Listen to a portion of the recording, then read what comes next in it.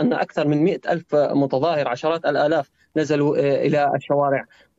الشارع الأوروبي اليوم يتعاطى مع غزة في المنظور العام. يمكن القول أن الشعوب الغربية تتضامن مع الفلسطينيين حيال ما يتعرضون له من إبادة علنية في غزة وقصف لهذه البقعة الجغرافية الصغيرة التي تتكدس في السكان لأكثر من 2,000,000 إنسان. وهذا ما بلورته المظاهرات والوقفات التضامنية المستمرة والمتتالية بجميع عواصم الدول الأوروبية في العديد من الدول كهولندا وبلجيكا وإسبانيا والدنمارك وتركيا وأيضا بريطانيا وإيرلندا الشمالية. على خصوص التحديد، إيرلندا الشمالية هنا شهدت مظاهرات عديدة منها مسائية كوقفة الأعلام السوداء، وهي الأولى من نوعها في الاتحاد الأوروبي، وهي تعبر عن حداد على أرواح الشهداء في قطاع غزة. وأيضا لدينا مظاهرة غدا الساعة 12 ظهرا، ستكون المظاهرة أيضا مميزة والأولى من نوعها، ستحمل دببة أو ألعاب صغيرة،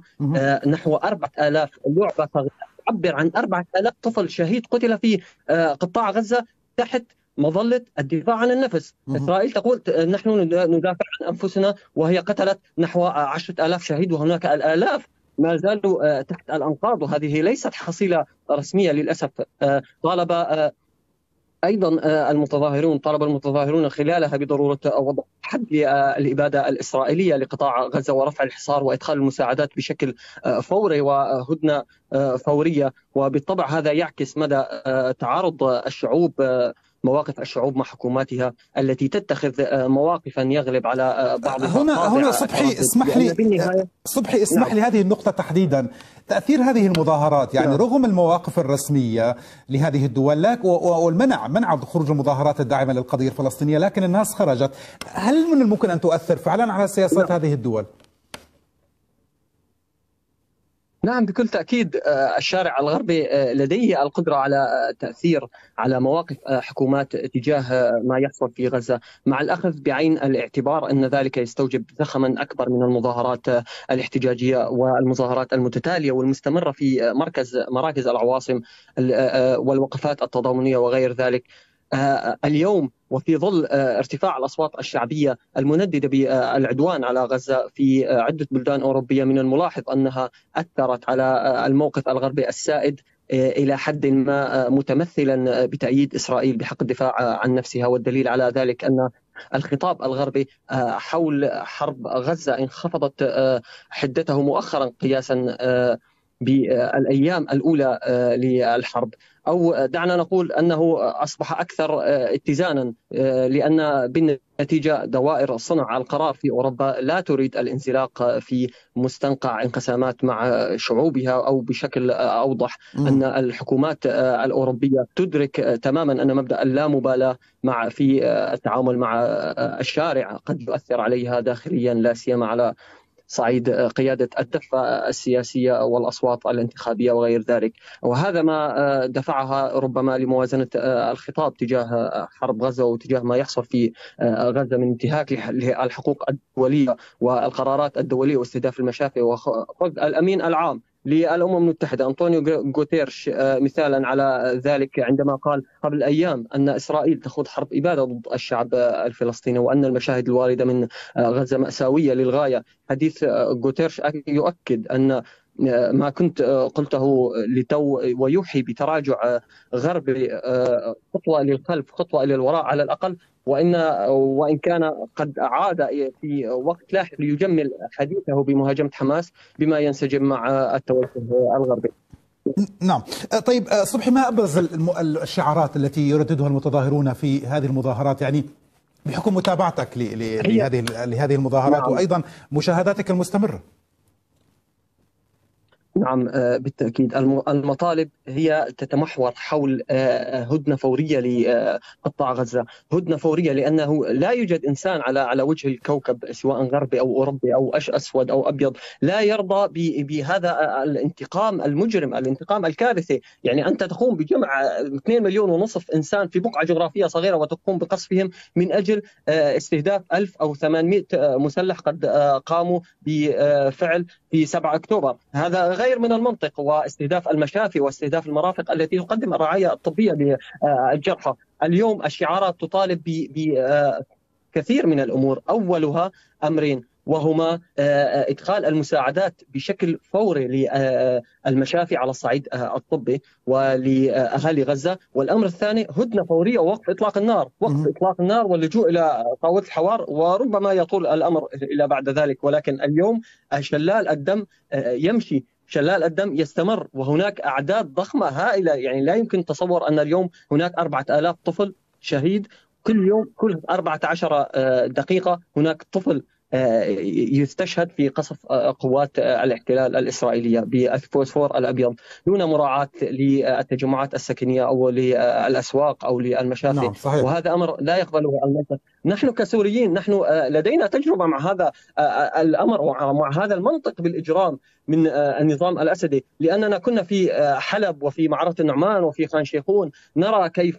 يتم قصف واستهداف المشافي والمستشفيات والمدارس والتجمعات السكنية والمنشآت الحيوية دون احترام لأي قوانين دولية أو لأخلاقيات الحرب. نعم الوجع واحد أستاذ صبحي، الوجع واحد يعني والألم واحد، ويتشارك السوريون والفلسطينيون بذات السيناريو. نعم. سؤالي لك التالي وهو قد يكون الأخير، بالنسبة للخطاب الإعلامي الغربي كيف يتعاطى مع نقل الحدث في غزة؟ ما المصطلحات التي يعتمدها الإعلام الغربي لإيصالها إلى متابعيه والجمهور الأوروبيين؟ يعني ما هو الذي يعتمده الإعلام الغربي في ذلك؟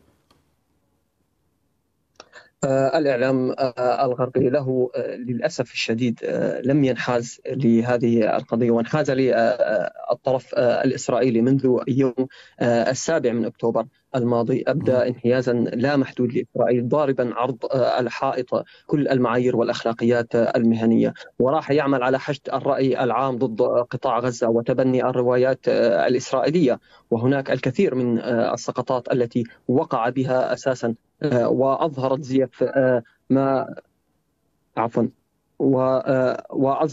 ما يروج له. فمثلا في اليوم الثالث من الحرب اتصل نتنياهو بنظيره بايدن وأخبره بأن حماس بترت رؤوس أطفال رضع في هجومها على مستوطنة غزة في غلاف غزة، ليخرج الرئيس الأمريكي على الفور ويتحدث أمام قياداته من الجاليات اليهودية في الولايات المتحدة زاعما الصدمة من المشاهد التي رآها.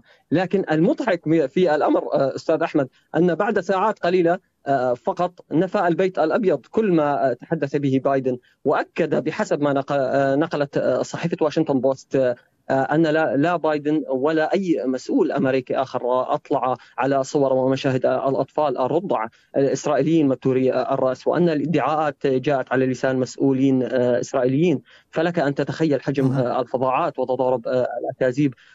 وطبعا هذه مرت علينا في سوريا واستخدمها وسائل النظام السوري وروسيا وإلى ما هنالك. حتى بإحدى فيديوهات التي نشرها أخي أدرعي كان فيديو لقصف أريحة، وقال أنها هذا قصف لغزة انتقاما مما فعلته حركة حماس.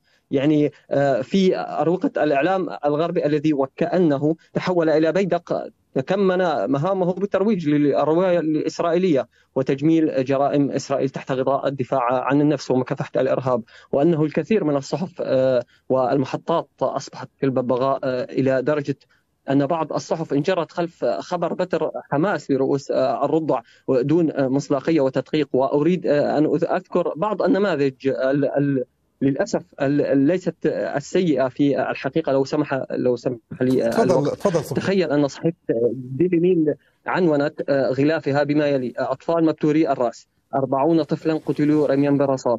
صحيفة ذا تايمز البريطانية كتبت على صفحتها الأولى: حماس تجز حناجر الرضع. صحيفة الجارديان البريطانية كتبت على صفحتها الأولى: بإمكانكم رؤية أطفال وأمهات وآباء، هذه ليست حرب إنها مجزرة، وغيرها الكثير من النماذج. لكن الشيء من المضحك أن بعد كل هذه العناوين والترويج لخبر غير مدعوم لا بصورة ولا بأدلة وهو منقول عن مسؤولين إسرائيليين، الى هم طرف بالحرب اساسا، يعني بيطلع بالاخير البيت الابيض بينفي الخبر من اساسا، وانه لا شفنا صور ولا شفنا مشاهد ولا وهذا في لم يؤثر ادله على على الشارع ذلك. يا صبحي، هذا لم يعني نعم. كل هذا الكلام وهذه العناوين والتي تصدرت الصحافة الأوروبية لم نعم. تؤثر على الشارع. سؤال أخير في انتهاء هذه المقابلة معك، هل الذين يخرجون اليوم إلى المظاهرات هم فقط من الجاليات؟ هل هناك أوروبيين بالفعل يعني أهل البلد مثل ما بيقولوا عم يخرجوا أيضا في دعم القضية، حتى نفهم أنه هذه السياسة الإعلامية والبروباغندا الإعلامية وآلة الحرب الإعلامية لم تؤثر على تغيير برأي العام؟ من الذي يخرج إلى الساحات اليوم صبحي؟ اليوم بالطبع يخرج إلى الساحات الشعوب الأوروبية ومنها إيرلندا، وشهدت ذلك في وزراء إيرلنديين خرجوا في هذه المظاهرات، ونواب إيرلنديين دعوا، نسيت الاسم على التحديد، ولكن هناك نائب إيرلندي بالفترة الأخيرة دعا إلى مظاهرة طارئة ردا على قصف مشفى المعمداني، وأيضا دعا إلى وقفة الأعلام السوداء، وغدا لدينا أيضا وقفة تحدثت قبل قليل عنها، كان لدينا وقفة ضخمة قبل أسبوعين أمام مقر البي بي سي، مقر الحكومة البريطانية، وكان هناك احتجاجا على عدم تسليط الضوء على قطاع غزة وتسليط الضوء بشكل ازدواجي تجاه هذه القضية. الجاليات العربية المنتشرة في الدول الأوروبية وغيرها لا يمكن الجزم بأنها قادرة على إحداث تغيير بالموقف الرسمي بشكل مباشر، لكن هذا لا يعني أنها غير قادرة على التأثير بموقف الشارع واستقطابه بالواسع من خلال المظاهرات والوقفات التضامنية، ونقل حقيقة ما يحدث في غزة بالشكل الصحيح، وإبداء الحقيقة بالشكل الصحيح، وفعاليات والمساعدات والكثير من الأمور وما يتعرض له من جرائم ومجازر وحشية في القطاع. لكن هذا يستوجب زخما أكبر في الحراك الذي يجب أن يحظى بديمومته ويتمتع بتنسيق عالي الحضور وتنظيم على نتائج أكبر بطبيعة الحال. وأيضا الجاليات العربية في حال حققت الزخم في حراكها ستكون قادرة على ليس فقط على التأثير على الشارع، وإنما على الإعلام الغربي أيضا، والذي سيكون مضطرا هو الآخر لموازنة سياسته وتوجهاته مع ارتفاع الأصوات المنددة بجرائم إسرائيل وعقلية العقاب الجماعي لأكثر من 2 مليون نسمة يقبعون تحت القصف والقتل في غزة، وتزامنا مع تجاهل وصمت دولي صادم للأسف الشديد. حتى الدول العربية لم نسمع تصريحاتهم، لم نسمع إداناتهم، لم يستنجبون أو يستنكرون. يعني كنا نعتاد قبل أنهم يخرجوا نستنكر وندين ونشجب ما يحصل في غزة، لكن حتى هذه التصريحات لم نحصل عليها اليوم. هذا أمر صادم وغير مقبول ومرفوض رفضا قاطعا، إلا بعض الحكومات التي صرحت بتصريح صغير، يعني مثل التصريحات السابقة. يعني اليوم سأعطيك مثال، كولومبيا، دولة كولومبيا ودولة أخرى في بوليفيا وتشيلي أيضا يا صبحي تتحدث عن سحب السفراء. قطعت نعم، تحدثوا عن وقطع العلاقات الدبلوماسية مع إسرائيل، لكن اليوم ولا دولة عربية حتى هذه اللحظة سحبت سفيرها وطردت السفير الإسرائيلي، على الأقل احتجاجا على عدم تفعيل هدنة فورية ووقف إطلاق النار وإنقاذ المزيد من الأطفال وإنقاذ المشافي يعني هناك عقاب يتفننون وكأنه جرائم إبادة، يعني تقوم بقطع المياه والكهرباء وكل شيء ومحاصرة المكان، وبعدها تبدأ في القصف. هذا عقاب جماعي، وكأن كل من في غزة هو إرهابي ويجب قتله ويجب إبادته. هذا أمر مرفوض بكل القوانين الدولية والأعراف والأخلاق والأديان السماوية. نعم.